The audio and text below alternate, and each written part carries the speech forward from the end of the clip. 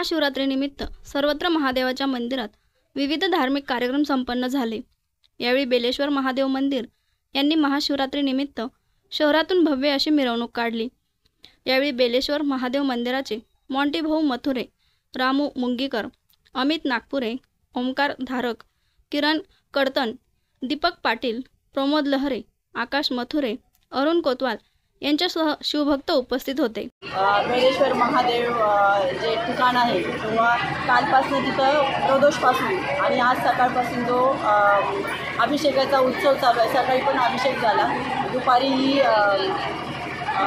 शिवलेला अमृत झाले, म्हणजे जो अध्याय आहे तो वाचला गेला।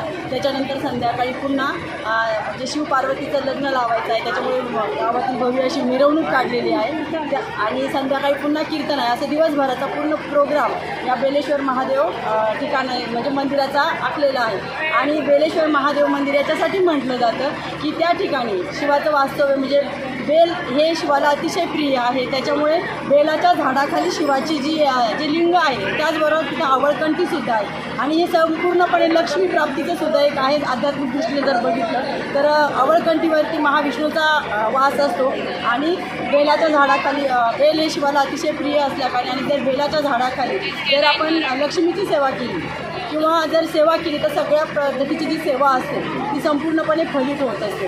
आणि या ठिकाणी स्वामी समर्थ सेवेकरी मार्गातील सर्व सेवेकरी असल्या कारणाने त्यांना या गोष्टीचं महत्त्व आहे। त्याच्यामुळे इथं दर म्हणजे 15 दिवसाला जो येणारा प्रदोष असतो तर त्यावेळेस अन्नदान केलं जातं आणि सर्वजण यामध्ये हिरारीने सहभागी घेतात।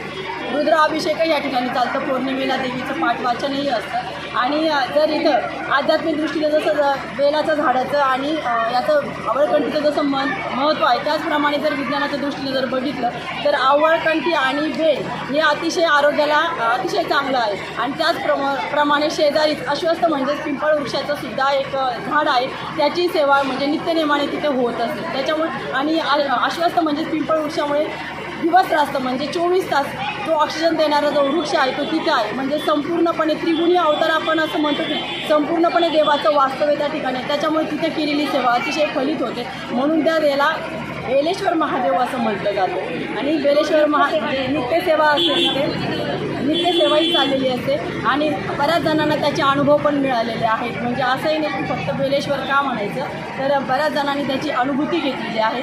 म्हणून बेलेश्वराचं महत्त्व म्हणजे त्या ठिकाणी जर येऊन कोणी जरी सेवा केली तर त्याच्या मनातील इच्छा पूर्ण होतात, अशा पद्धतीचं ते स्थान आज निर्माण झालेलं आहे।